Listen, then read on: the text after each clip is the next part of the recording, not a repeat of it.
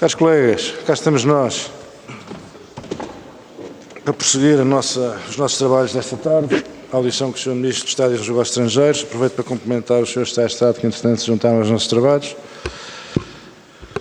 Os colegas estão na posse da grelha. Fizemos aqui uma pequena alteração. O Sr. Ministro fará a sua intervenção no início da segunda ronda e nós vamos então passar diretamente à primeira parte, que tem a ver com os requerimentos apresentados pelo Bloco de Esquerda e pelo PAN.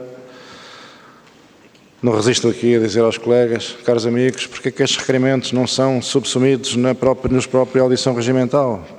O que é que há de tratar a audição regimental? Se os temas que nós consideramos de especial relevância são destacados e tratados separadamente. Fica esta dica para o futuro. Assim sendo, temos uma intervenção inicial que será do Bloco de Esquerda. Tem 8 minutos a senhora deputada Marisa Matias para proceder à apresentação do seu requerimento.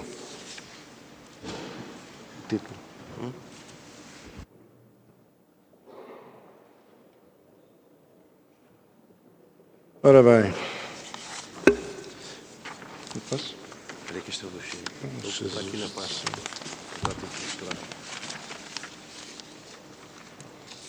Posso? Oh, Jesus. Sra. Deputada Marisa Matias tem a palavra. Faça favor. Muito obrigado. Obrigada, Sr. Presidente. Sr. Ministro, mais uma vez agradecemos a presença aqui nesta comissão. Requeremos audição, na altura, com caráter de urgência, ao Sr. Ministro de Estado e dos Negócios Estrangeiros, a propósito do navio com pavilhão português que transportava explosivos para produção de armas em Israel. O contexto, muito rapidamente, tinha a ver com um navio cargueiro com pavilhão português, que foi impedido de entrar num dos portos da Namíbia pelo governo deste país, por transportar explosivos RDX e teria Israel como destino final. Sabemos bem que o RDX é um dos principais componentes das bombas e mísseis israelitas e que tem estado a ser usado. E este navio, que era um navio alemão, Katrin, mas com pavilhão português, encontrava-se neste momento, já não se encontra, registado no Registro Internacional de Navios da Madeira. Houve várias declarações a este respeito, o Sr. Ministro fez várias declarações, aliás, a este respeito, interviu também no sentido da remoção do pavilhão português e, portanto, isso não temos dúvidas de que assim foi. De qualquer das formas, houve um período em que foi desvalorizada esta questão e, no nosso entender, não deveria ter sido desvalorizada de nenhuma forma. O genocídio continua a decorrer em Gaza, os navios que estejam registados com a bandeira portuguesa são sujeitos a todas as convenções internacionais que são ratificadas por Portugal, ou seja, as consequências que daí decorrem e, portanto, obviamente, entendemos que era uma situação muito grave e continua a ser uma situação grave que não haja medidas mais amplas no sentido de impedir que sejam transportadas armas, explosivos, o que seja, para ajudar a uma guerra em que está a ser cometido um genocídio na Palestina e, portanto, entendemos, como é evidente, que Portugal deve fazer tudo para não ser cúmplice e não ser associado a estes crimes de guerra que são cometidos na Palestina. Tendo sido resolvida a situação, esta parte específica da situação, há várias questões que continuam por resolver e, desde logo, ainda relacionadas com esta matéria do pavilhão português do navio Katrin. A primeira questão que se coloca é quais foram as consequências que foram retiradas daqui pelo governo português.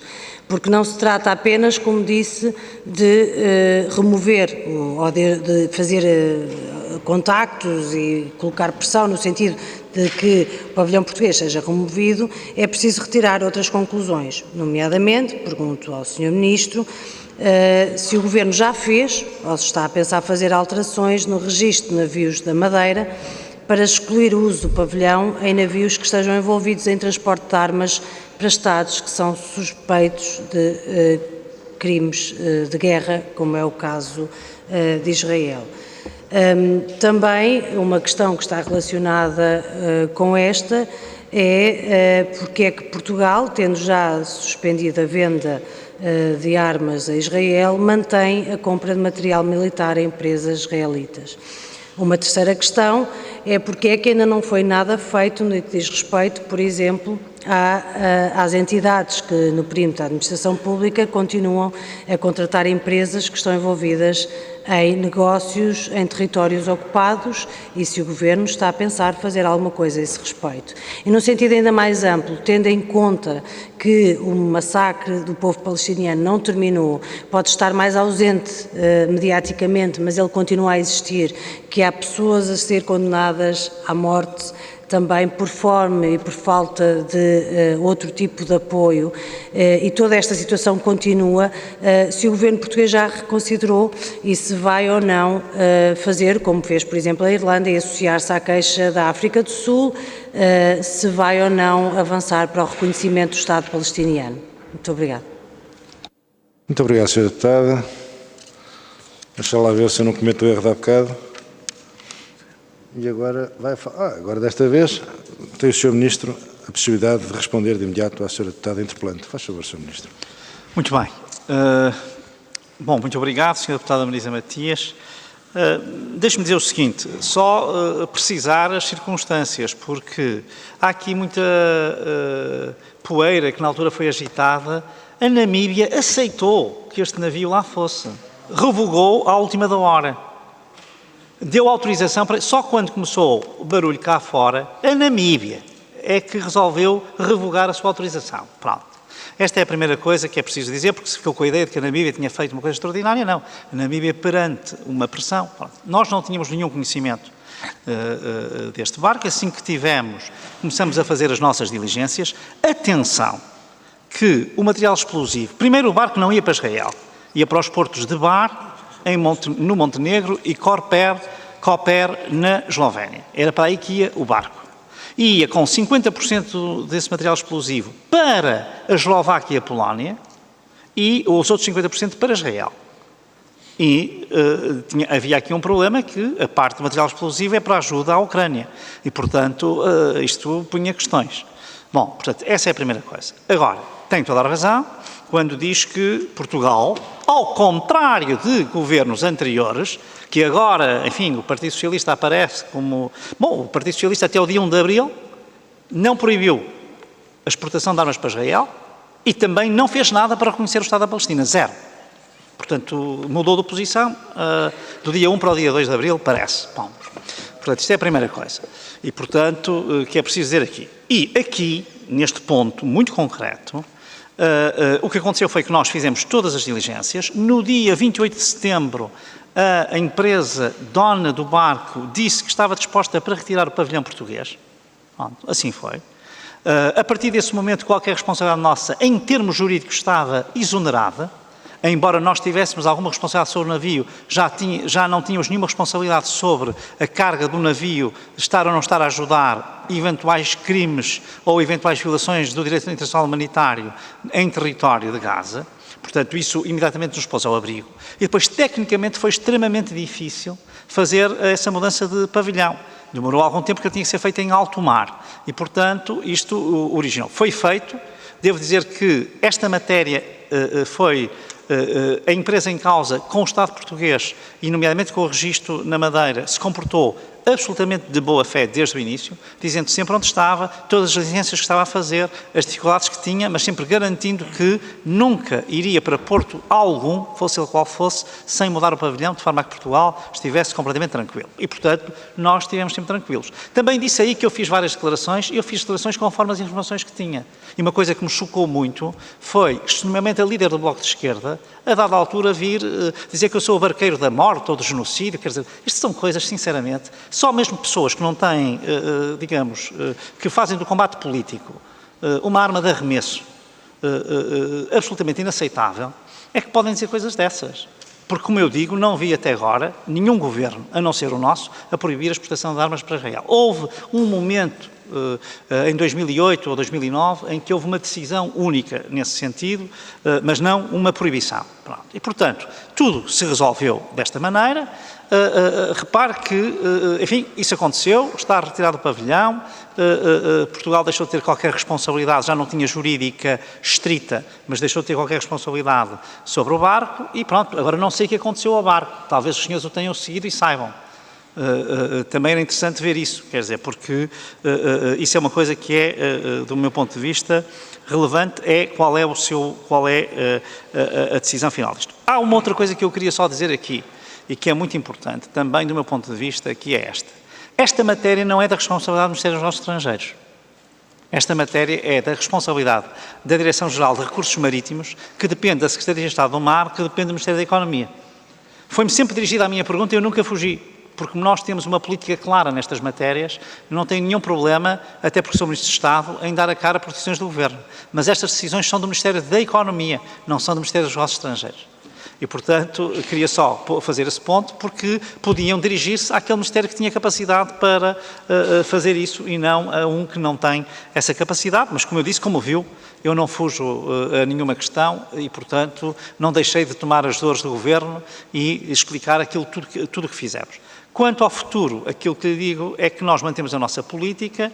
Isto significa, evidentemente, que nós não vamos juntar-nos nessa ação internacional. Portugal é um país que quer construir pontes, que está a favor do diálogo, está a favor da tentativa de descongelar,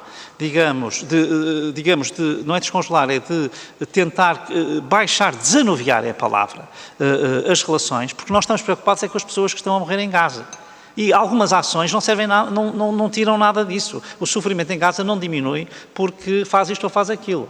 O sofrimento em Gaza diminui se nós temos a trabalhar para que haja um cessar-fogo. Essa é que é a questão fundamental. E a tentar reconciliar as partes. Portanto, quanto à questão do Tribunal Internacional de Justiça, evidentemente que nós não nos vamos associar. E quanto à questão do reconhecimento da Palestina, como eu sempre disse, a nossa posição mantém-se a mesma. Enquanto nós acharmos que para o conflito é mais útil a posição em que nós nos encontramos, nós vamos mantê-la. Estamos sempre em contacto com os nossos parceiros internacionais e, portanto, não estamos aí minimamente, digamos, desligados daquilo que, pelo contrário, contribuímos para um diálogo com parceiros como a França, como o Reino Unido, como a Grécia, como a Dinamarca, como a Grécia, a Dinamarca, a Bélgica, o Luxemburgo. Portanto, estamos em contacto com todos esses países e estamos sempre a tentar fazer pontos. Esse é o nosso objetivo neste conflito. E, portanto, é essa a posição que nós vamos manter e, portanto, aí não houve nenhum desenvolvimento, nem nenhum desenvolvimento se ligaria ao episódio deste barco. Portanto, sobre isso, nada a dizer. É verdade, sim, que nós mantemos a proibição de exportação de armas para Israel, seja por via marítima, seja por via terrestre, seja por via aérea, isso nós mantemos. Agora, nós temos relações com o Estado de Israel, como temos relações, de resto, muito boas e muito profícuas com a autoridade palestiniana. Eu, aliás, recebi aqui a Ministra dos Negócios Estrangeiros da Palestina, agora quando foi à Aliança das Civilizações. Estive a falar com ela mais de 45 minutos. E ainda ontem, no Conselho de Negócios Estrangeiros, me bati fortemente por um reforço de apoio à autoridade palestiniana, no sentido justamente de adotar de meios que, assim que haja um desanuviamento e haja designadamente um cessar-fogo, e se possa avançar para a solução dos dois Estados, que ela tenha condições, em termos de capacitação institucional, para, por exemplo, poder tomar o poder político, a condução do poder político, justamente na faixa de Gaza. Até essa a posição do governo português, nada se alterou, e nesta questão do navio, sinceramente, há uma coisa que eu sempre agradeci, foi o facto das organizações não governamentais, e eventualmente até o Bloco de Esquerda, o PCP, alertarem para esses factos. Isso acho que é útil, para nós é útil, nós não podemos saber tudo o que se passa a toda a hora em todos os domínios e, portanto, essa ação da sociedade civil nós não a enjeitamos, mas depois, obviamente, que atuamos de acordo com aquelas que são as nossas regras políticas e, sinceramente, julgo que neste caso atuamos muito bem. Muito obrigado, Sr. Ministro. Vamos agora ouvir a intervenção do PAN, através da Sra. Deputada Inês Sousa Real, sobre uma seguinte matéria: esclarecimentos sobre a situação de familiares portugueses retidos na faixa de Gaza. Onde é que está, Sr. Deputado? Está ali. Muito obrigada, Olá, Sr. Presidente. Tem a palavra, faça favor. cumprimento também o Sr. Ministro, restantes membros do Governo e as senhoras e os senhores deputados.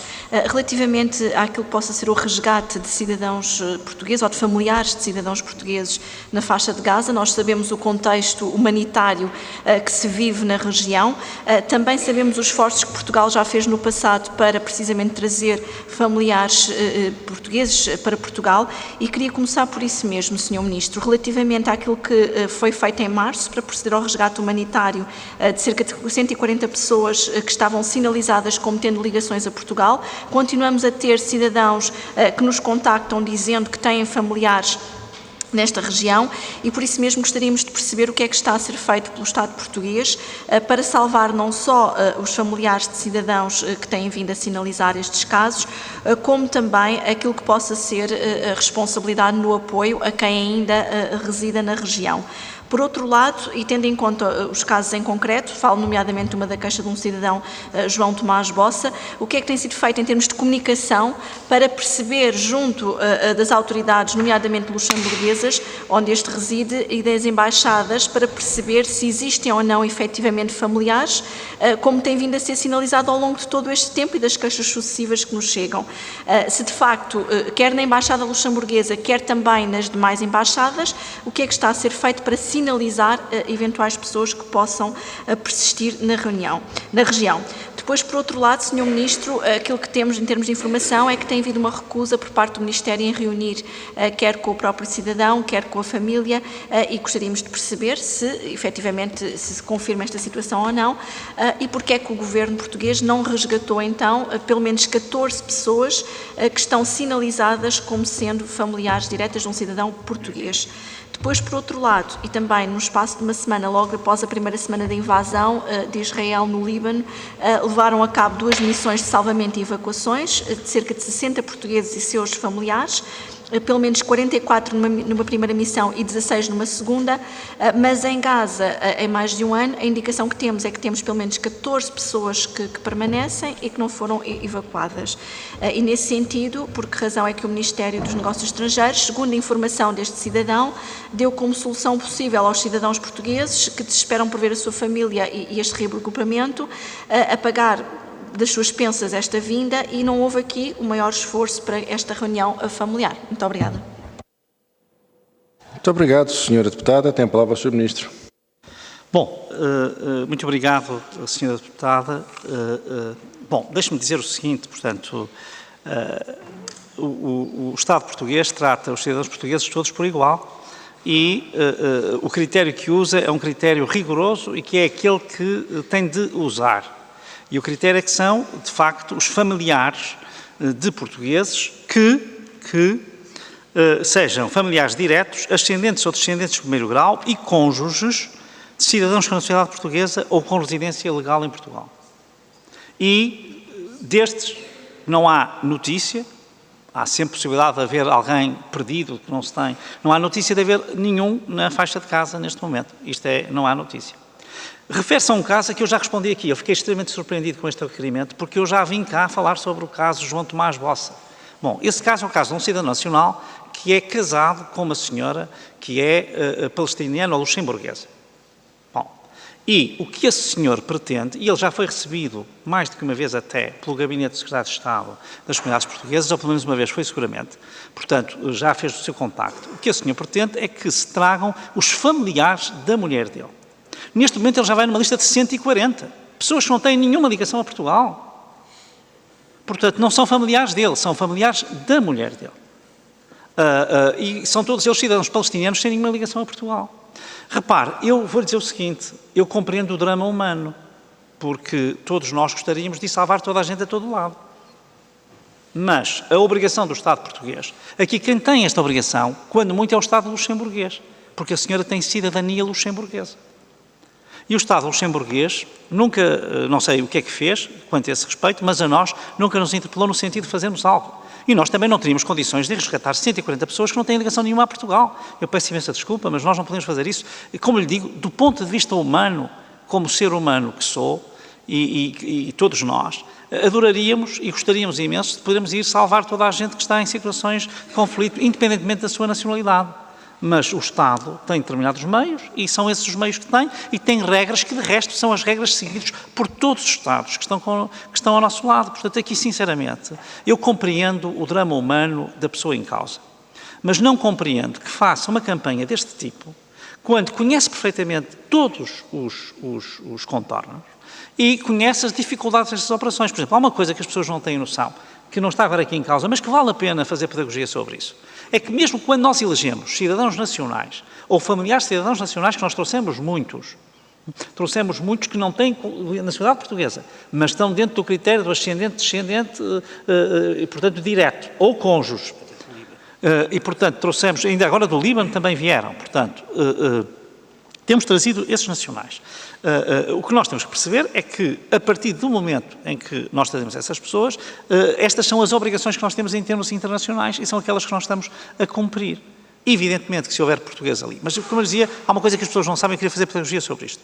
Tanto o Estado de Israel como o Estado do Egito podem vetar pessoas, mesmo que sejam nacionais nossas. E nós não os podemos trazer.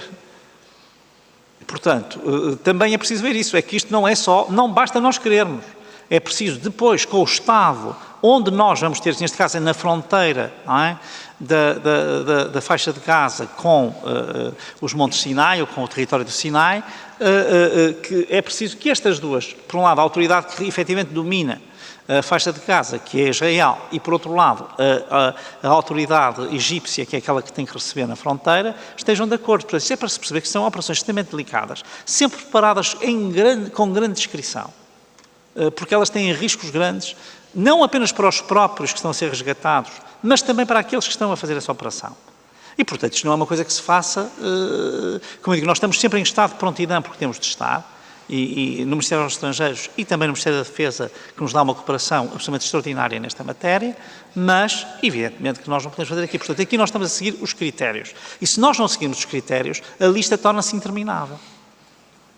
Porque todas as pessoas, obviamente, conhecem até amigos, às vezes não são familiares, são amigos, são pessoas próximas que elas gostariam de ir lá buscar. Enfim, é um drama para quem tem que tomar essas decisões, mas nós temos que ter um critério sob pena de ser totalmente ingerível à ajuda humanitária e de estarmos a atuar de uma forma que quer os nossos parceiros, que muitas vezes nos ajudam nestas situações, quer os Estados que têm o controle de facto da situação, depois podem não vir a ceder a isso. Portanto, nós temos que fazer, justamente para podermos usar, quando estão em casa cidadãos portugueses ou os seus familiares, nós não podemos estar a usar este instrumento fora dessas circunstâncias, sob pena dele depois nos ser recusado quando nós tivermos mesmo necessidade. Portanto, nós temos que ter muito cuidado na utilização destes instrumentos, é isso que temos feito e, sinceramente, essa é a doutrina que vimos sempre.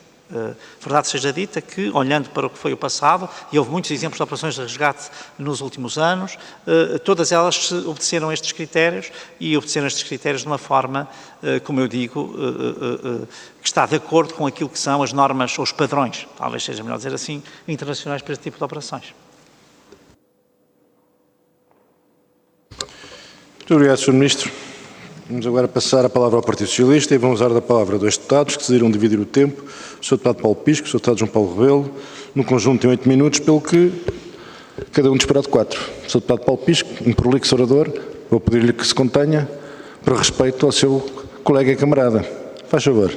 Muito obrigado, Sr. Presidente. Cumprimento o Sr. Ministro, Sr. Secretários de Estado, cumprimento também os colegas. Gostaria de começar por referir que o requerimento apresentado pelo Bloco de Esquerda tem toda a sua pertinência porque é necessário esclarecer a posição do Governo português, do Estado português, relativamente a uma matéria da maior sensibilidade que tem a ver com uma guerra que está em curso, que inclusivamente levou à emissão de um mandato de captura internacional contra o Primeiro-Ministro e o Ministro da Defesa de Israel e que, portanto, tratando-se da possibilidade ou da existência de crimes de guerra em Gaza, é de todo necessário acautelar que navios transitem com armas ou com componentes que possam vir a ser utilizados como armas de guerra ou barcos que possam atracar nos portos em Lisboa, não o façam, porque é uma forma também de cumprir o direito internacional.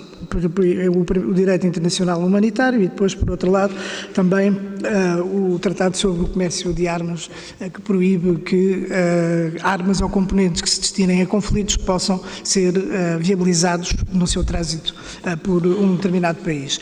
E, portanto, aqui a questão que é essencial relativamente a esta questão era esclarecer qual é a posição do governo português relativamente às suas orientações quanto a navios que tenham um pavilhão português e transportem armas ou componentes que possam vir a ser utilizados, neste caso, na guerra que existe em Gaza contra o povo palestiniano, ou de navios que pretendam atracar em portos portugueses, também nas mesmas circunstâncias, com armas ou componentes que possam vir a ser utilizados.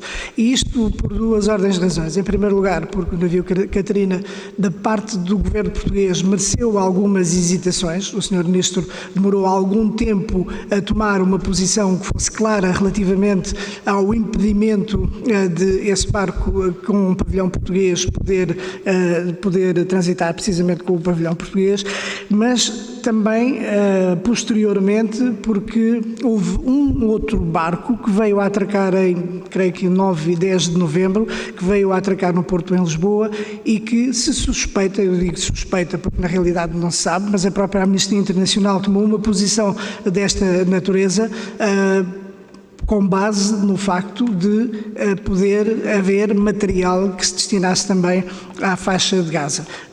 Também o facto de haver outros portos que impediram que esse navio pudesse atracar é uma evidência de que havia nesse barco, nesse navio, algum material que pudesse ser suspeito. E, portanto, Sr. Ministro, a pergunta que lhe deixo é quais são as orientações do Governo sobre barcos com pavilhão português que transportem armas ou componentes que possam vir a ser utilizados na guerra em Gaza por Israel, ou de navios que pretendam atracar em Portugal, seja qual for o porto, também nas mesmas circunstâncias. Muito obrigado. Muito obrigado, Sr. Deputado. Tem a palavra o Sr. Ministro. Sr. Ministro, precipitei-me. Esqueci-me do Sr. Deputado João Paulo Rebelo. Tem a palavra, Sr. Deputado. Muito obrigado, Sr. Presidente, Sr. Ministro, Srs. Secretários de Estado, Senhoras e Senhores Deputados. De facto, eu vou deixar-lhe na verdade, duas questões relativamente ao requerimento apresentado pelo PAN. Evidentemente que qualquer pessoa sensível, digamos já ao que foi a intervenção do Sr. Ministro e os argumentos que traz a esta temática de resgate, digamos, de familiares de cidadãos nacionais no drama que se vive na faixa de Gaza e efetivamente, já aqui foi referido o nome do cidadão também João Tomás Bossa, que tem contactado, calculo que todos os grupos parlamentares desta Assembleia, como contactou também o Partido Socialista, e há, para além da compreensão e empatia que temos com todo o drama que vive, há duas questões que me parecem pertinentes. A primeira é que, não obstante a argumentação do Sr. Ministro, a sogra deste cidadão, de facto, foi trazida para Portugal o ano passado. Está a fazer um ano. Eu, por acaso, não sei se não é exatamente hoje que faz um ano que a sogra terá chegado a Portugal e diz o cidadão que o avô, disparate, peço desculpa, o sogro está lá e que está inclusivamente com salvo-conduto e, portanto, questiona, e desse ponto de vista parece-me pertinente, se o critério que trouxe a sogra não pode ser o mesmo para trazer o sogro. Outra questão que também me parece pertinente, e dado o Sr. Ministro ter falado de a cidadã, portanto a esposa deste cidadão nacional, ter nacionalidade palestiniana, mas também luxemburguesa, é que o João Tomás Bossa pergunta objetivamente que se a mulher prescindisse, digamos, da sua nacionalidade luxemburguesa, se passaria a enquadrar, digamos, um contexto diferente que pudesse, neste caso, o Estado português, passando ela, por casamento, a ser considerada também cidadã nacional, a ter um tratamento, neste caso, os seus familiares. É evidente que tudo isto, Sr. Ministro, se reveste das dificuldades, das sensibilidades de tudo o que aqui, de tudo o que nos transmitiu, não pôr em causa as próprias pessoas, não pôr em causa todos os que estão envolvidos, digamos, nestas missões, vamos chamar-lhes de resgate, mas também é verdade que, sendo humanos, sendo portugueses inclusivamente, e várias vezes o João Tomás Bossa faz referência a Aristides Sousa Mendes, toca particularmente, e não acredite, não estou com isto a querer fazer aqui qualquer tipo de, digamos, ataque político, é mesmo por, como disse o Sr. Ministro, todos somos humanos e reconhecermos aqui um drama humano muito grande. Finalizo só dizendo que o Sr. Ministro disse que este cidadão estará já em cerca de 140 familiares. Da informação que temos, são alguns cidadãos portugueses, portanto, este cidadão concretamente fala em 20, pelo menos em todas as comunicações que foi trocando com o Partido Socialista. Muito obrigado. Muito obrigado, Sr. Deputado. Tem a palavra o Sr. Ministro. Eu começaria pela segunda pergunta, porque sinceramente ela foi cabalmente respondida. Não há mais nada a dizer. Se as pessoas não entendem aquilo que aqui foi explicado, eu não posso dizer mais nada. Eu não tenho mais nada para lhe dizer. Há uma coisa em que nos congregamos, temos imensa empatia pela situação, mas não cumpre os critérios, ponto final. E não vale a pena nós estarmos aqui a discutir. Bom, a sogra veio por acaso. E se quer que lhe diga, o sogro na altura não veio porque foi impedido de vir. E não por nós. Pronto, estava ali, veio, e foi isso que aconteceu. Mas o Governo Socialista sabe isso melhor. É que é pena que o Sr. Deputado, que tem acesso à informação privilegiada, aliás, estava ao seu lado uma pessoa que conhece bem estes meandros, que é o Dr. José Luís Carneiro, não lhes tenha perguntado porque é que isso não aconteceu na altura. Porque é que o Partido Socialista não fez, o Governo do Partido Socialista não trouxe todas essas pessoas na altura? Porque também estavam a pedir na altura. Compreende? É uma coisa, sinceramente, que às vezes, é que isto vindo de outros partidos, até se compreende, de partidos com responsabilidade do Governo, existe sentido de Estado. E o Sr. Deputado sabe muito bem, porque com certeza que se informou cabalmente, sabe muito bem de todos os contornos desta história. E, portanto, sinceramente, eu não tenho mais nada a dizer. É que não tenho mesmo mais nada a dizer. Porque eu já exprimi a minha empatia pessoal, eu não posso fazer mais. E, portanto, neste caso, estes não são familiares que sejam elegíveis. E não há portugueses que nós saibamos, pode sempre haver um português escondido num dos túneis, até preso, eventualmente impedido de sair, que se venha a descortinar. Não há. Portanto, não há. Até agora não há. Bom, e, portanto, eu não posso, sinceramente, custa-me imenso, porque é realmente uma situação, põe-nos numa situação em como se nós fôssemos pessoas que somos, que não temos misericórdia. E que estamos aqui, que não queremos salvar toda a gente. Sinceramente, eu peço-lhe que se ponha no meu lugar. E que assuma as responsabilidades. Isso é o que eu lhe peço. Porque, sinceramente, o que eu acho é que às vezes as pessoas vêm realmente, diz que não quer fazer política, mas é a sensação que dá.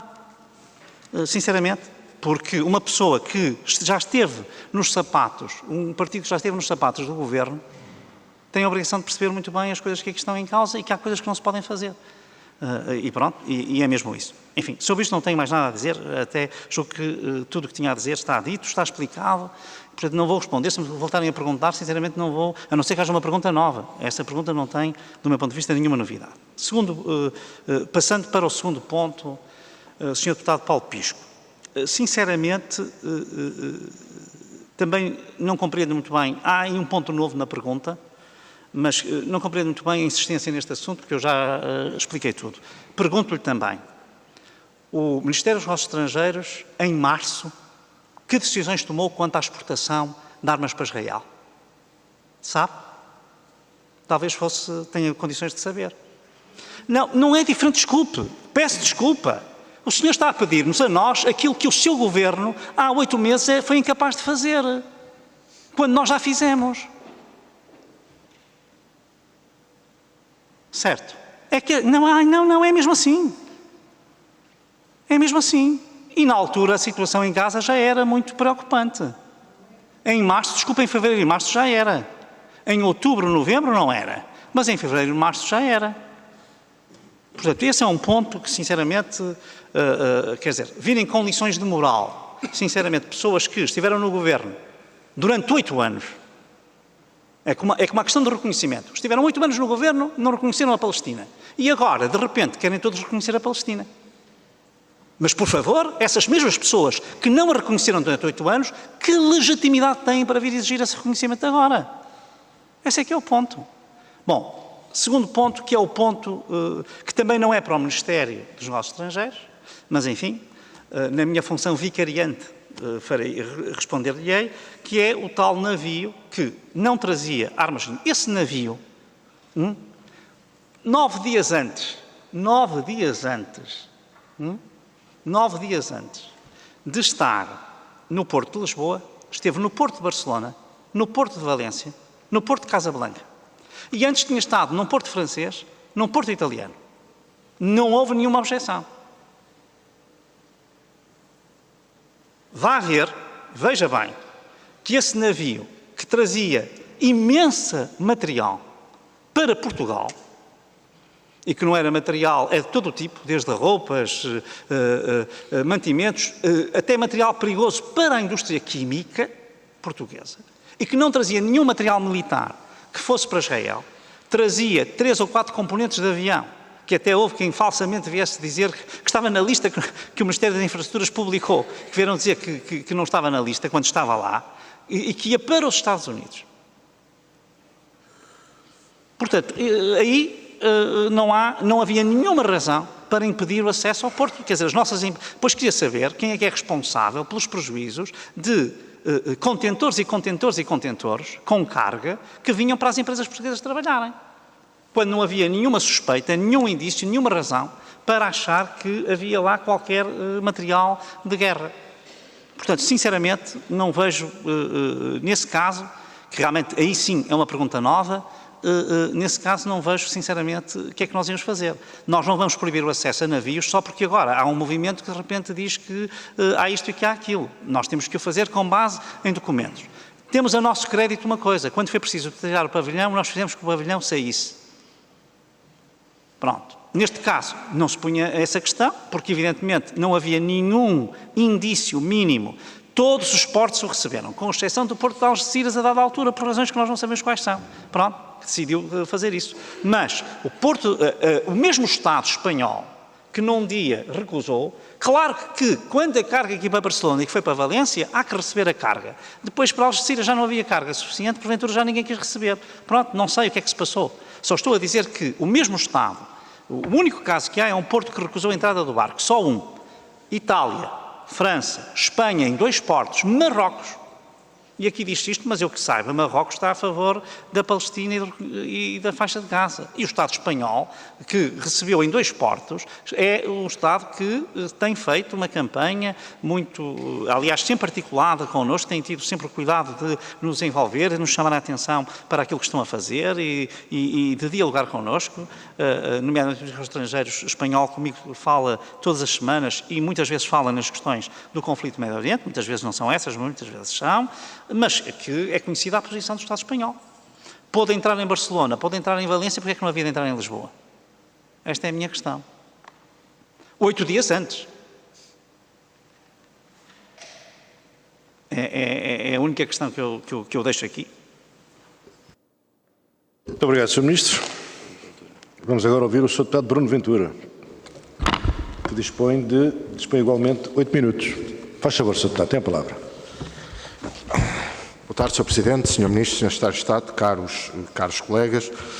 Uma primeira palavra recorrendo à última comunicação do Sr. Ministro, tem a ver com o sentido de Estado. Portanto, é bom termos na política externa portuguesa alguém que olha para este tipo de assuntos não numa lógica de estimular qualquer tipo de audiência eleitoral, mas com sentido de Estado, na condução da política externa portuguesa, porque não tomou decisões nem averiguações sobre este assunto que o Bloco de Esquerda nos trouxe, em frente às câmaras televisivas, fê-lo no recato, com descrição, e foi devido à ação do Governo que acabou por ser retirado o pavilhão do navio.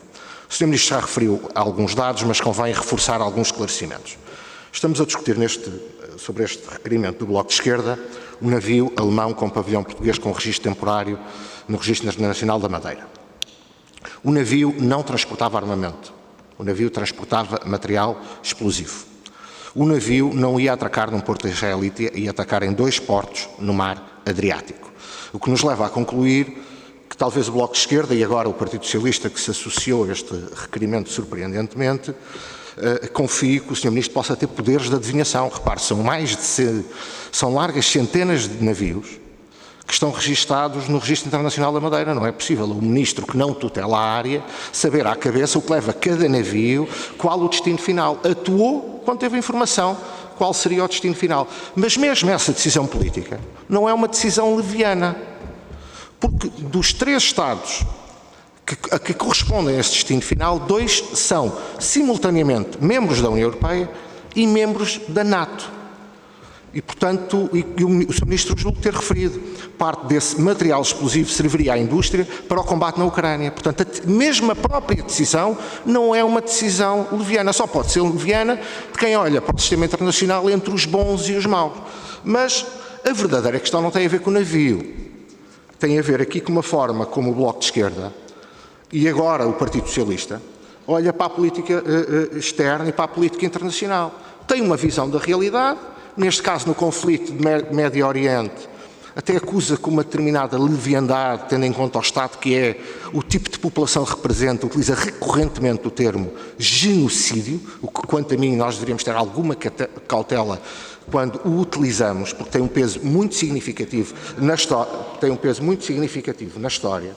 E por essa razão eu vou... E depois, quando há alguém que não pensa como o Bloco de Esquerda, que não olha para a realidade como o Bloco de Esquerda, que olha para a política externa portuguesa, para este conflito, como um Estado que deve ter um papel de mediação, ou são genocidas ou são cúmplices de genocida.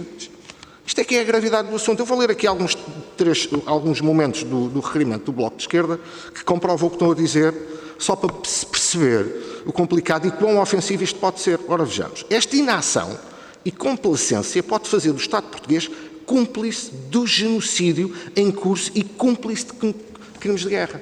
Portanto, se o Sr. Ministro não pensar, não agir, não decidir conforme o Bloco de Esquerda e o Partido Socialista agora quer, é cúmplice de genocídio. Isto é uma ofensa absolutamente deplorável.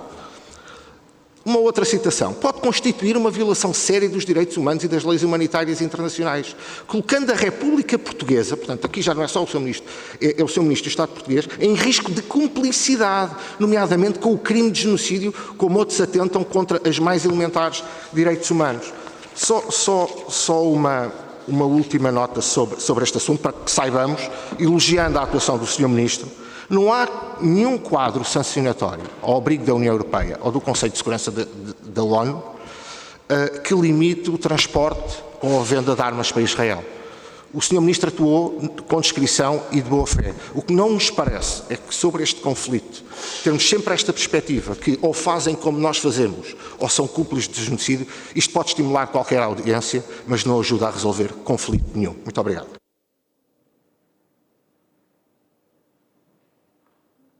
Muito obrigado, Sr. Deputado. Tem a palavra o Sr. Ministro para fazer as considerações que entender. Sim, eu serei breve. Um ponto só para dizer aqui que falou em hesitações, não sei que hesitações é que houve.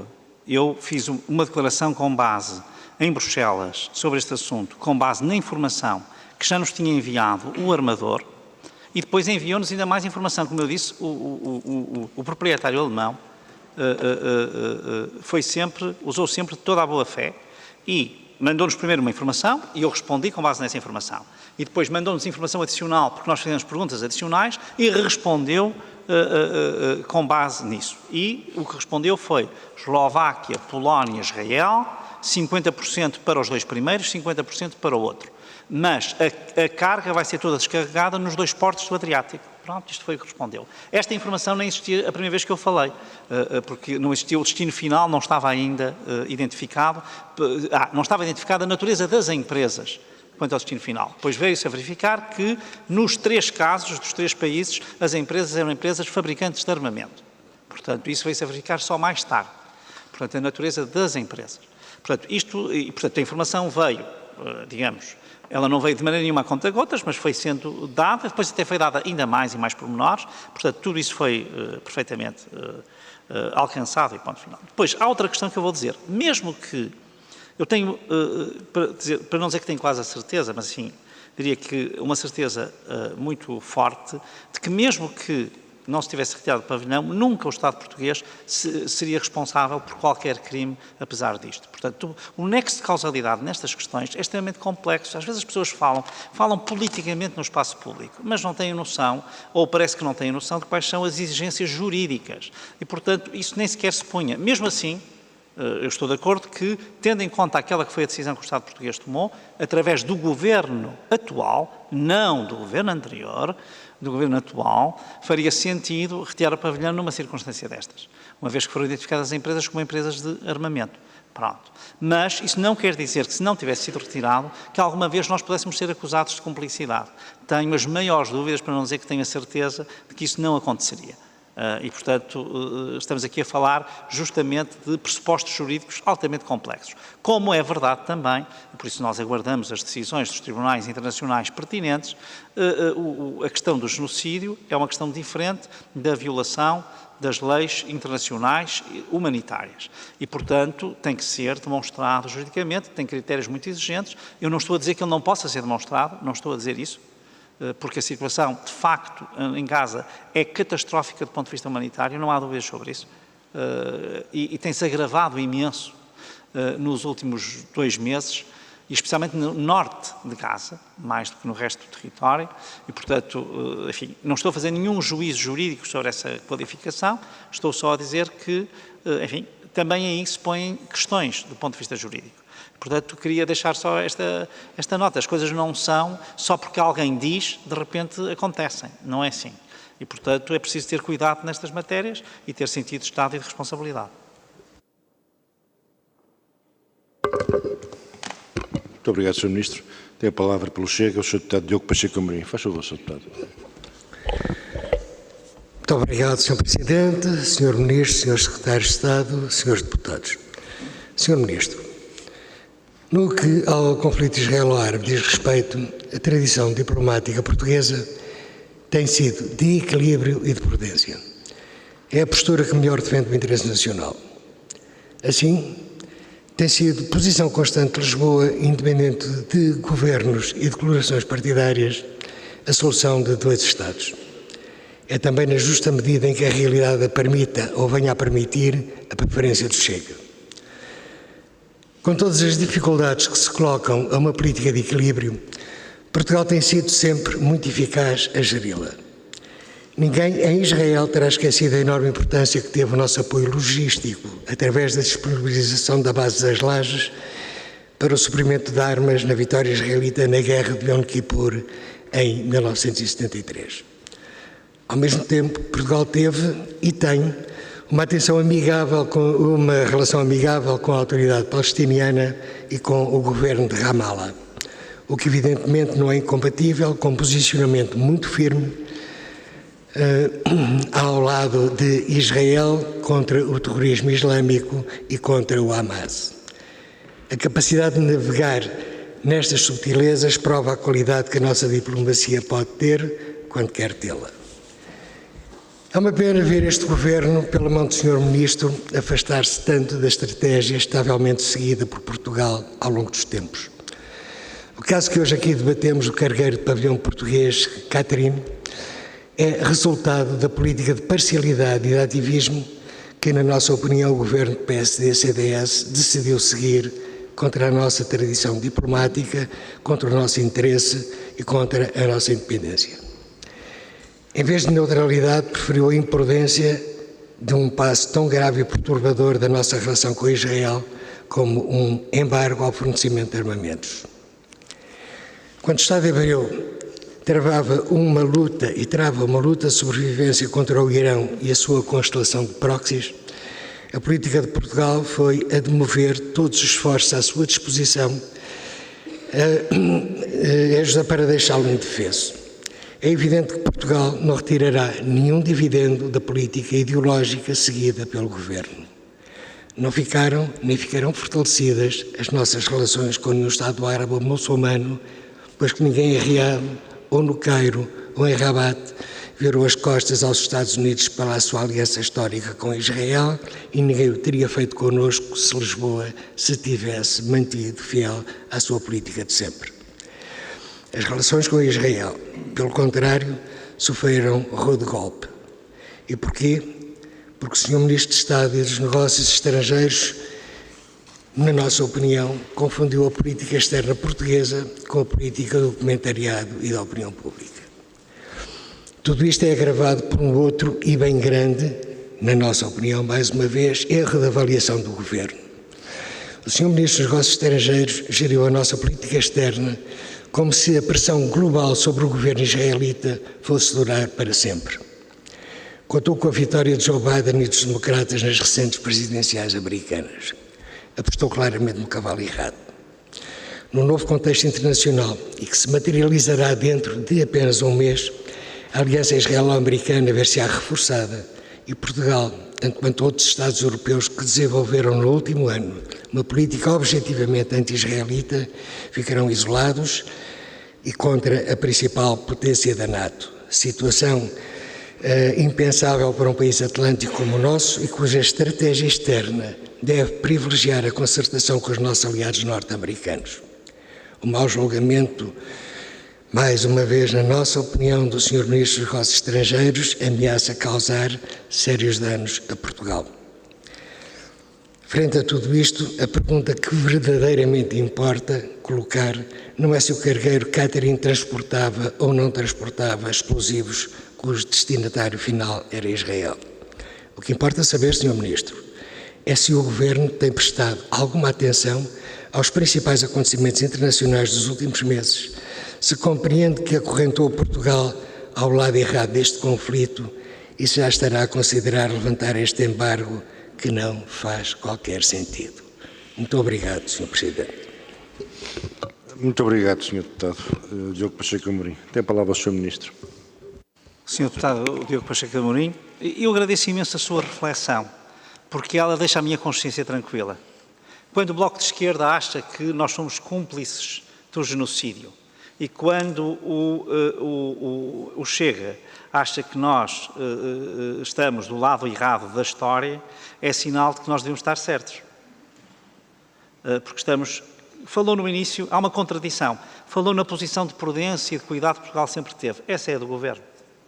E, portanto, não é essa que referiu. Há uma coisa que vou dizer. Portugal é a favor da solução dos dois Estados. Portugal não está contra Israel, mas está contra decisões deste Governo de Israel. Claro que está. Está e tem de estar. Porque elas são contrárias ao direito humanitário. E, portanto, nós, naturalmente, que é uma coisa que nos choca. Evidentemente. Mas nós, nem eu senti até agora, devo dizer, mas pode ser que venha a sentir, que o Governo de Israel tenha connosco, enfim, que tenha até agora manifestado, enfim, que haja uma deterioração das relações, não senti isso.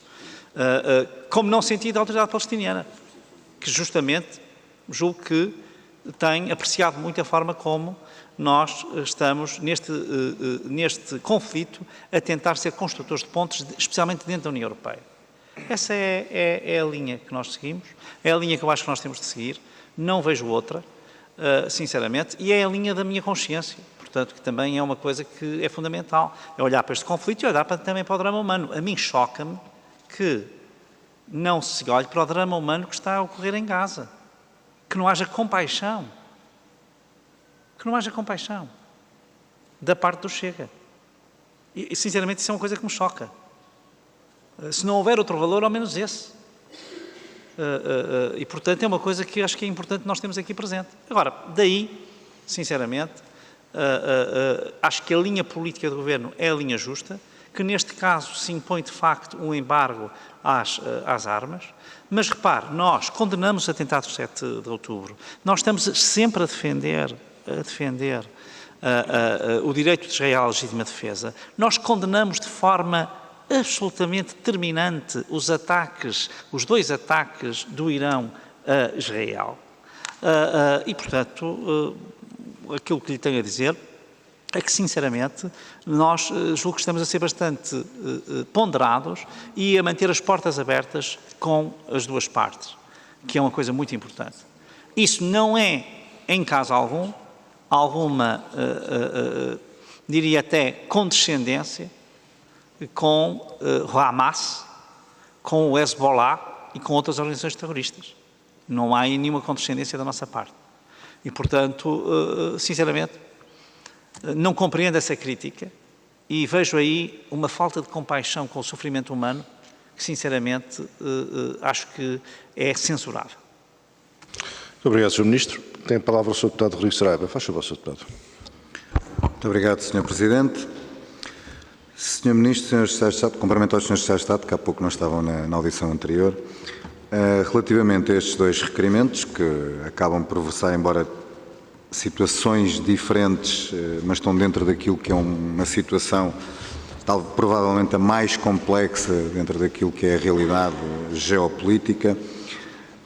Sobre a situação do navio Catherine, e, independentemente até de ser especificamente um navio que está registado no Registro Internacional da Madeira, até independentemente de ser um navio com bandeira portuguesa ou não, há de facto, e o Sr. Ministro falou que existe a determinada altura coordenação com outros ministérios. O Sr. Ministro falou da questão do Ministério da Economia, por vezes certamente também teremos aqui a questão do Ministério das Infraestruturas e teremos até em situações mais sensíveis uma coordenação com outras instituições daquilo que é o nosso edifício público, nomeadamente relacionadas à segurança e às informações, portanto, isso tudo é normal. Portanto, relativamente à situação específica do navio Catherine, eu penso que os esclarecimentos estão dados.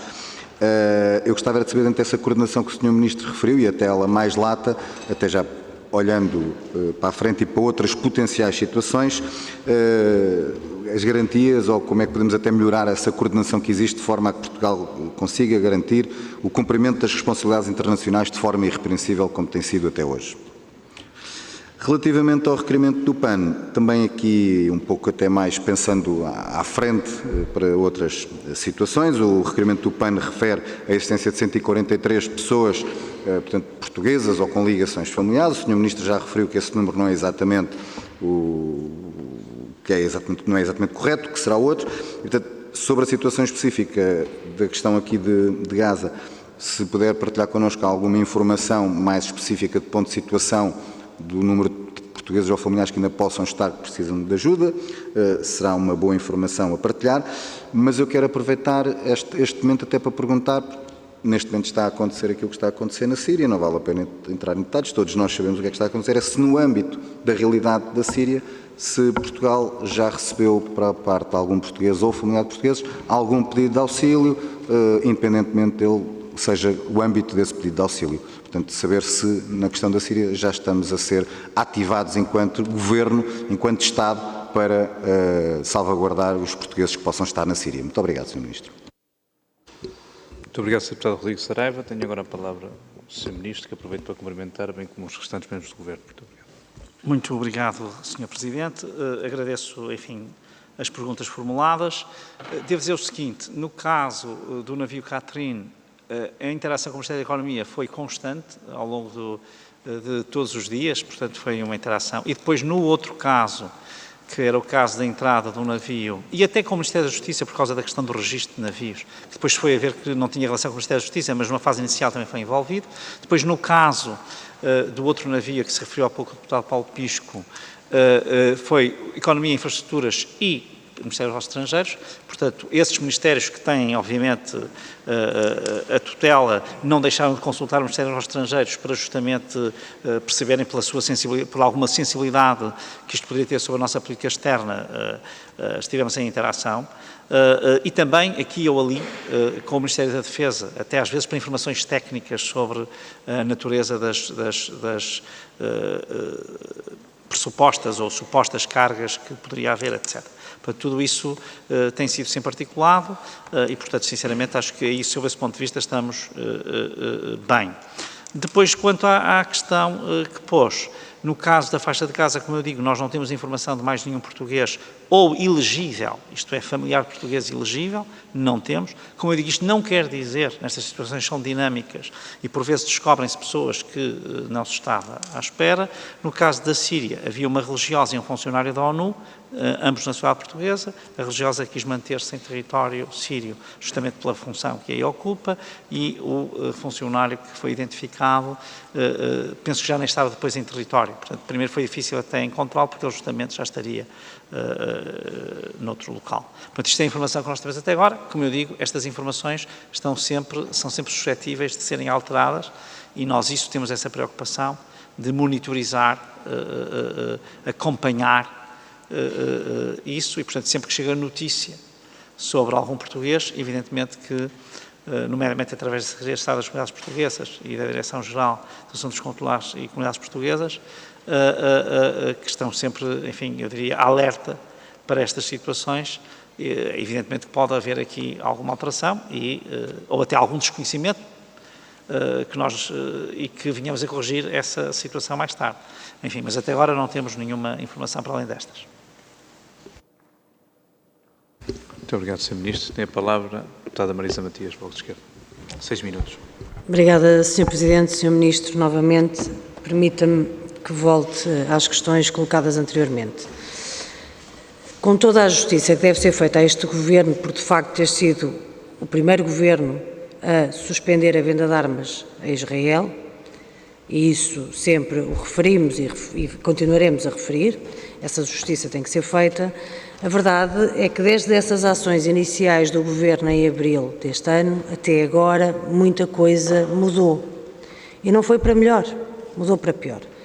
E, portanto, as questões que colocamos não é para tentar ofender ninguém, é obviamente da posição normal de quem se debate nestas questões e nestes problemas, e de perceber porque é que não há uma alteração da posição do Governo português e da sua intervenção quando a alteração no terreno se agravou e muito.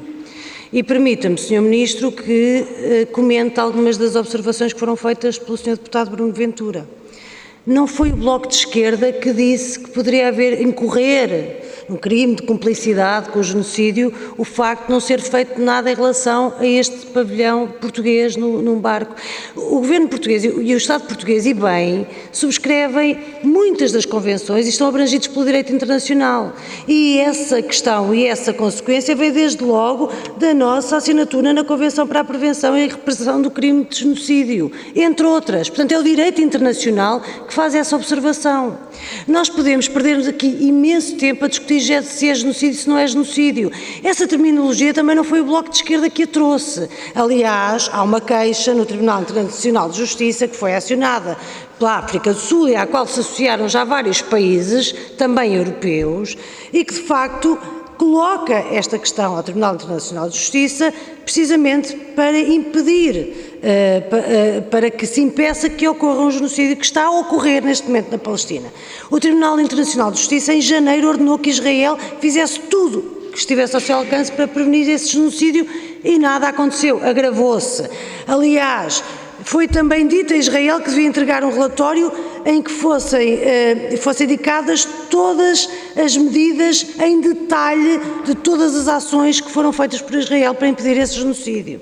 Em março, o Tribunal Internacional de Justiça ordenou que Israel implementasse todas as medidas necessárias para fazer chegar todos os bens necessários e ajuda humanitária a Gaza, e até ver, isso não está a acontecer. Pelo contrário, essa situação tem-se agravado. São neste momento mais de 1.900.000 pessoas deslocadas numa faixa de território equivalente ao Conselho de Tomar, é isso que estamos a falar.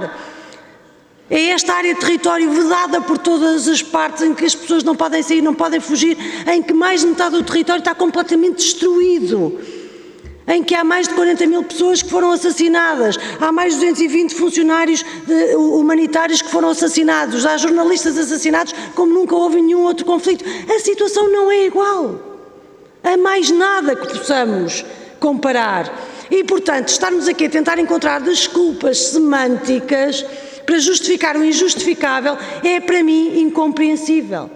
Peço imensa desculpa. Era apenas mudar o contexto de qualquer uma destas ações e já não havia nenhuma dúvida se era genocídio ou não. Se fosse ao contrário, se o sentido destas ações fosse ao contrário, se fosse qualquer outro país, não haveria nenhum debate sobre isto, nem nenhuma tentativa de justificação. Nós não aceitaríamos nenhum bombardeamento em escola, nenhuma dos nossos filhos ou nenhum hospital, fosse com que justificação fosse. Mesmo de estarem lá bombas ou supostos terroristas, não aceitaríamos. Há uma complacência, uma aceitação com o que está a decorrer em Gaza e com o que está a acontecer na Palestina, que, peço desculpa, não é aceitável. E para aceitar isso, só se pode justificar com outros entendimentos que eu nem sequer quero aflorar aqui, porque de facto, ou nós entendemos os valores da humanidade, os valores humanitários, entendemos que há um direito internacional que deve ser cumprido e que todas as vidas, todas contam o mesmo, e que merecem a nossa empatia e o nosso empenho, ou então eu sinceramente recuso-me a fazer este debate, que é um debate absolutamente semântico, retórico e em nada responde àquilo que são as nossas obrigações do ponto de vista do direito internacional. E como eu entendo que o Estado português é um Estado democrata, que respeita os valores humanos, que respeita o direito internacional, permite-me colocar estas questões e acho que nos devemos permitir. O governo português tomou iniciativas que não tinham sido tomadas antes por nenhum outro governo e o genocídio já está a decorrer desde 7 de outubro. Isso é verdade. Agora, a questão é, a situação agrava-se. E a minha pergunta é muito simples, Sr. Ministro. A situação agrava-se. As pessoas não param de morrer. Há pessoas condenadas à morte, já não forem pelas bombas, é pela fome, pela falta de cuidados médicos, pela falta do mais básico. É isto que está a acontecer em Gaza, é isto que está a acontecer na Palestina. E, portanto, quanto é que é necessário acontecer mais, o que mais tem que mudar, quantas mais pessoas têm que morrer, quantas mais situações têm que se tornar ainda mais trágica, para que o governo português entenda que esta não é a posição justa, mas que tem que ter um passo mais à frente e condenar de forma veemente aquilo que está a acontecer em Israel. Tem sido feito pelo governo de Israel, mas não basta. E por isso a minha pergunta é essa. Se um ato simbólico como o reconhecimento do Estado da Palestina não é esse o momento, quando é que será o momento? Associar-se à queixa da África do Sul, outros países se associaram. Quando é que será o momento? Quando é que será o momento para, de facto, investigar e verificar todas as ações de Israel e a forma como tem estado a destruir um país e a assassinar um povo? Muito obrigado, Sra. Deputada. Tem a palavra o Sr. Ministro. 6 minutos. Bom, eu serei muito breve, porque já respondi às questões que me foram postas, mas há uma coisa que queria dizer, à Sra. Deputada Marisa Matias, e que é, claro que sim, quando diz que o Bloco de Esquerda tem toda a legitimidade e tem até, porventura, de acordo com o seu código próprio, o dever de pôr essas questões, isso é evidente. Portanto, aquilo que eu aqui devo dizer, quer dizer, do meu ponto de vista, a expressão da opinião política, evidentemente, tem toda a legitimidade para pôr essas questões e para defender essas causas.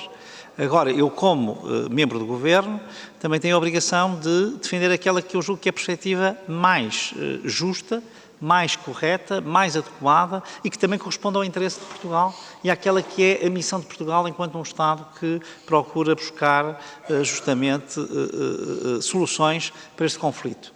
É essa a posição do governo português e, enquanto entendermos que essa é a melhor posição, não vamos alterá-la. Estamos disponíveis para repensar, sempre. E, portanto, cada vez que nos exorta a repensá-la, eu volto a pensar. Mas, sinceramente, como digo, julgo que neste momento não há nenhuma razão para nós alterarmos a nossa posição.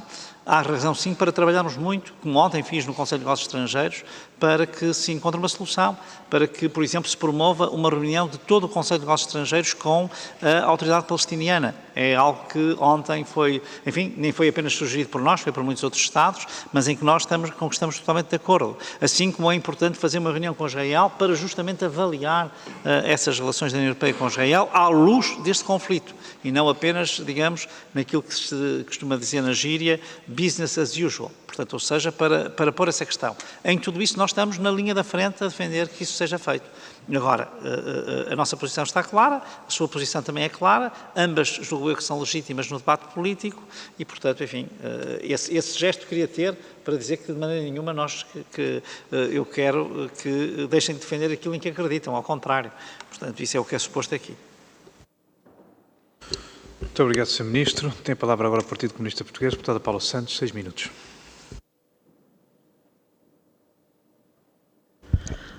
Muito obrigado, Sr. Presidente. Cumprimento o Sr. Ministro, os Srs. Secretários de Estado. Também gostaria de abordar aqui alguns aspectos relativamente a esta audição. E uma primeira, Sr. Ministro, vou voltar à questão referente aos familiares de cidadãos portugueses na faixa de Gaza, nós ouvimos o que o Sr. Ministro já hoje aqui nesta reunião referiu. Mas, Sr. Ministro, creio que estamos a tratar também de uma questão de humanismo, porque estamos a falar de portugueses que têm familiares. Conhecemos todos a situação do Sr. João Tomás Bossa e os seus familiares que se encontram na faixa de Gaza. Foi possível, também já hoje foi aqui dito, e é esta questão que depois também é incompreensível, porque foi possível trazer já a sogra do cidadão, por que razão não é possível trazer os demais familiares? Porque a situação de facto é insustentável na faixa de Gaza, com os palestinianos serem deslocados de um lado para o outro, a incerteza, a insegurança, tudo o que está em torno, e o governo português pode também aqui ter um papel distintivo e contribuir, de facto, para salvar vidas, porque é isso que nós estamos a falar quando colocamos esta questão de salvar vidas. Neste caso concreto, estamos a falar de familiares, de cidadãos portugueses. O que nos chegou foi, de facto, que serão cerca de 140 familiares de cidadãos portugueses que estão na faixa de Gaza, mas para além dos familiares deste cidadão, todos aqueles que naturalmente tiverem essa relação. Eu creio que deve ser este o critério que deve prevalecer, o humanismo, o salvar vidas, o ter aqui uma intervenção que de facto marca a diferença relativamente a esta questão em concreto, e é neste sentido que nós também estamos a abordar esta questão. Aliás, já dirigimos também diversas vezes questões ao Sr. Ministro relativamente a esta matéria. Segundo aspecto que eu gostaria de colocar sobre a situação na Palestina. Quem considera que há uma prática de crime de genocídio por Israel em Gaza é o Tribunal Internacional de Justiça, e que faz, aliás, e que determinou a aplicação de medidas de aplicação obrigatória por todas as partes envolvidas. E, portanto, quando nós colocamos aqui preocupações, foi a situação do navio Katrin, a situação do navio Nisted Maer, que atracou em Lisboa.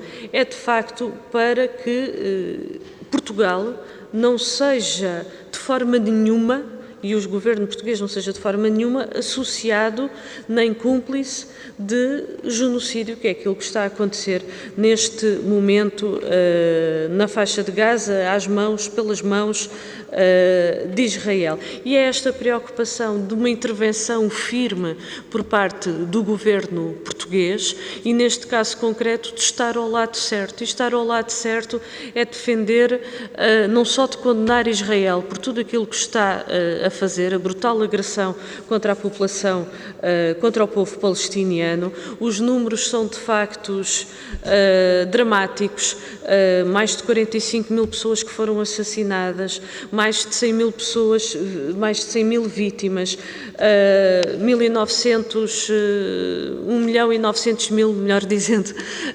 deslocados na faixa de Gaza. E isto de facto é uma dimensão que não há palavras para descrever toda a situação dramática por parte daquela população que está privada dos bens essenciais para a sua vida. E, portanto, quando nós aqui colocamos estas questões, é no sentido, o Sr. Ministro tem falado da iniciativa, do diálogo com um conjunto de países da União Europeia, fazendo parte, Portugal, do número reduzido de países no mundo que ainda não reconheceu o Estado da Palestina. Creio que são mais de 70%, 75% dos países no mundo já reconheceram o Estado da Palestina. Mas nesse diálogo que o Sr. Ministro tem reiteradamente falado, o que é que já resultou? O que é que já resultou dessa iniciativa que o Governo afirma com tanta pompa e circunstância? É porque há ações que o Governo português pode tomar, e pode tomar por si e dar um contributo e juntar-se àqueles que estão ao lado do reconhecimento do Estado da Palestina, que sejam cumpridas as resoluções já aprovadas nas Nações Unidas, e não é isso que está a fazer neste momento. E, portanto, esta é também a questão que queremos aqui colocar relativamente a esta matéria. E uma última questão, Sr. Ministro. Nós temos trazido aqui diversas vezes a intervenção do governo português no sentido da suspensão do acordo da União Europeia com Israel. O artigo 2º desse acordo fala e refere o respeito pelos direitos humanos, aliás, que é um elemento crucial desse acordo. Ora, não estão a ser respeitados os direitos humanos por parte de Israel e, portanto, esta é também a questão, porque é que o Governo ainda não interveio no sentido da suspensão deste acordo, porque para além da questão do reconhecimento do Estado da Palestina, da importância que é do cessar-fogo imediato, da importância que é do apoio humanitário e também pode dar aqui um contributo determinante esta intervenção e as diligências do governo português no sentido da suspensão deste acordo entre a União Europeia e Israel. Muito obrigado, Sra. Deputada. Tem a palavra o Sr. Ministro. Tenha à vontade. Sra. Deputada, muito obrigado pelas suas perguntas. Deixe-me só dizer em primeiro lugar que tem toda a razão. O PCP, nem sei porque estamos aqui a discutir outra vez esta questão, dos cidadãos que são familiares, mas não elegíveis de portugueses, porque já respondemos a isso 500 vezes, e sem dúvida que o PCP merece que se diga que foi o partido que desde o início acompanhou este processo e que pôs as questões. Agora outros aparecem a requerer estas audições, mas realmente o PCP tem aí um palmarés de perguntas e de acompanhamento dessa situação que é justo que se reconheça a autoria, digamos, inicial. Bom, dito isto, sinceramente, eu não vou estar a repetir-me, mas há uma coisa que é preciso compreender. Nós temos padrões, regras, seguidas pelos vários Estados que connosco estão, para resgatar cidadãos portugueses ou com ligação a Portugal. Estas pessoas que se fala não estão dentro desse perímetro. Se nós agora começamos a fazer isso, quando nós precisamos para os portugueses, podemos não vir a ter esse apoio. E eu tenho que ter esta gestão, porque eu sou Ministro dos Estrangeiros de Portugal. Tenho que defender os interesses dos portugueses e daqueles seus familiares que estão elegíveis dentro dos critérios que são reconhecidos em geral.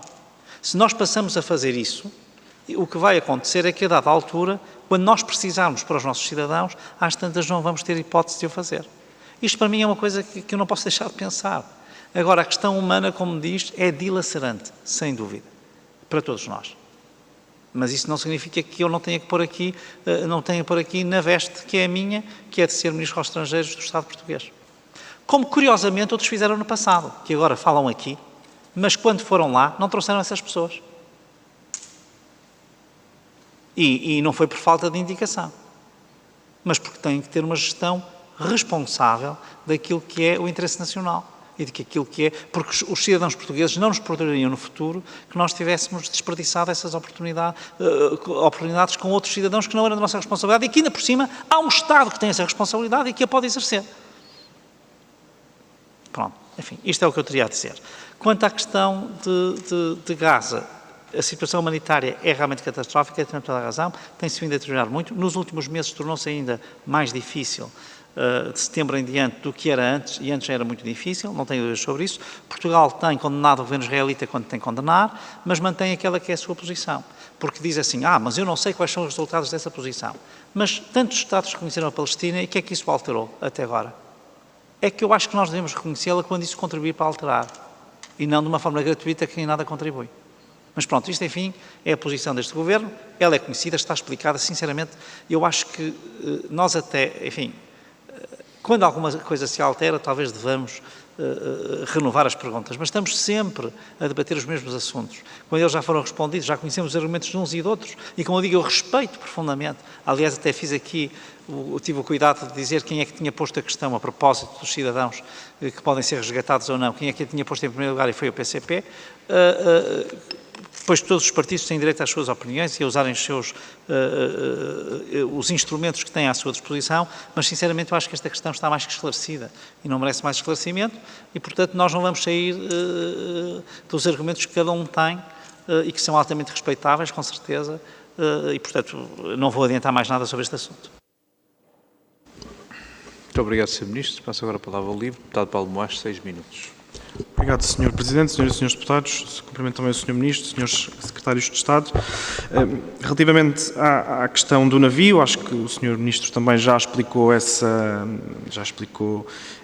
situação. Preocupa-nos essencialmente perceber também, dada a dificuldade muitas vezes em se obter a informação e o próprio Governo também conseguir ter e publicamente prestar essa informação de uma forma segura e clara, para o futuro, qual é que é a estratégia do Governo português para assegurar que não existem outras situações semelhantes em que navios nos portos portugueses possam estar a exportar armas, munições ou qualquer tipo de outro equipamento. Quer dizer, para nós é indiferente se tratam de armas ou se tratam de explosivos que irão depois ser utilizados também por Israel, e a verdade é que já depois do requerimento dar entrada, este navio foi também impedido de entrar em Malta, na Eslovénia e no próprio Montenegro, mas a questão era perceber para o futuro qual a estratégia. Relativamente à questão da evacuação de familiares de cidadãos da Palestina, acho que também já foi aqui referido e acho que será praticamente unânime entre todos os grupos parlamentares, e pareceu-me também daquilo que o Sr. Ministro disse, o próprio Governo, em reconhecer que a situação na Palestina é neste momento dramática. Já morreram mais de 45 mil pessoas, 70% das quais mulheres e crianças, 70% das infraestruturas básicas foram destruídas. A situação é verdadeiramente dramática. Estarmos a discutir se podemos considerar aquilo que está a acontecer no terreno um genocídio ou não, não é que seja indiferente, mas não é isso que está em causa. Aquilo que é claro para nós é que o Tribunal Penal Internacional já disse que podem estar em causa crimes de guerra e crimes contra a humanidade. Isto deve ser mais do que suficiente para que a comunidade internacional e o Estado português, porque é isso que nós esperaríamos e que o Grupo Parlamentar do Livre, o Livre esperaria do Governo português, de ter uma posição muito mais clara e muito mais proativa na cena internacional. Percebo que o Sr. Ministro nos diga que não tem sido essa a posição que nós temos de tomar, que temos que manter as vias de contacto com ambos os lados para tentar ter uma posição equilibrada, mas o equilíbrio nesta circunstância não pode ser nunca a passividade perante aquilo que está a acontecer na faixa de Gaza, e aquilo que está a acontecer na Palestina e aquilo que Israel está a fazer no terreno, e deve sim impulsionar o Governo português a agir de uma forma muito mais veemente, porque se não tomamos posições claras e posições em defesa do direito internacional, quando estamos a falar da atuação de países que até do ponto de vista diplomático nos são próximos ou até podemos considerar aliados, então não teremos na cena internacional qualquer tipo de legitimidade depois para criticar a atuação de qualquer outro país que o faça. E isto é um caminho muito perigoso, porque é um caminho para desfazer completamente a ordem internacional que vigora há mais de 80 anos e que é absolutamente essencial para podermos manter o mínimo de dignidade nestes cenários de conflito. Também entendemos que, e percebendo a questão relativamente ao caso específico, que já foi aqui várias vezes mencionado, do cidadão João Tomás Bossa, que também tem contactado o Grupo Parlamentar do Livre, entendemos, enfim, as explicações que o Sr. Ministro tem dado. Nós consideramos que, e também a informação que temos, não é que se tratem de 140 pessoas familiares deste cidadão, serão familiares, enfim, nas mesmas circunstâncias deste cidadão. Estaríamos a falar de cerca de 20 pessoas que são da família alargada. Podemos considerar que não entram estritamente nos critérios legais, mas são certamente da família alargada. Isso também tem a sua importância. Gostaria de perguntar especificamente sobre essa situação, se houve algum contacto bilateral com o Luxemburgo Luxemburgo, uma vez que a esposa deste cidadão tem nacionalidade de Luxemburgo e se houvesse contacto. Por outro lado, de uma forma mais genérica, recentemente, quando no Afeganistão houve uma tomada de poder pelos talibã, o Estado português e outros Estados promoveram, e bem, na nossa opinião, soluções de evacuação humanitária para cidadãos afegãos e, de acordo com a informação disponível, só em 2021 mais de 750 pessoas pediram proteção internacional a Portugal depois de terem beneficiado deste mecanismo. Gostaríamos de perguntar se, ainda que reconhecendo as dificuldades operacionais inerentes a um mecanismo desta natureza, se o Governo português equaciona implementar um mecanismo semelhante para os palestinianos afetados pelo conflito. Por outro lado, tendo em conta o colapso das infraestruturas e das respostas médicas em Gaza e o mecanismo de proteção civil da UE e a OMS têm vindo a coordenar em conjunto um conjunto de evacuações médicas e também, de acordo com a informação da Comissão Europeia, foram já evacuados diretamente de Gaza ou através do Egito 59 pacientes e 143 familiares, e 10 países europeus já manifestaram também disponibilidade para prestar cuidados médicos ou assegurar o transporte de doentes vulneráveis palestinianos, e na mais recente evacuação foram transferidos 8 pacientes com necessidades urgentes e 25 familiares para hospitais belgas, romenos e espanhóis. Se o Estado português, gostaria de questionar se o Estado português já manifestou disponibilidade para participar neste mecanismo, se sim, em que termos, e se não, se equaciona fazê-lo. Obrigado. Muito obrigado, Sr. Deputado. Paulo Moacho, tem a palavra o Sr. Ministro. Faz favor, Sr. Ministro. Sr. Deputado Paulo Moacho, muito obrigado. Eu sinceramente julgo que a generalidade das questões que pôs já estão respondidas.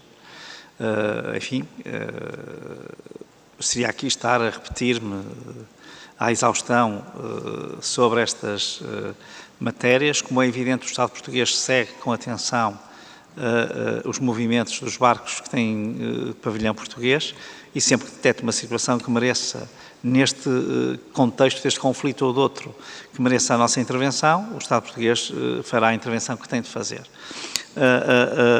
Depois, sinceramente, como lhe digo, a nossa política quanto ao conflito no Médio Oriente que está em curso é muito conhecida e, portanto, já o expliquei aqui hoje, já expliquei no passado, não há até este momento, do nosso ponto de vista, nada que justifique a sua alteração.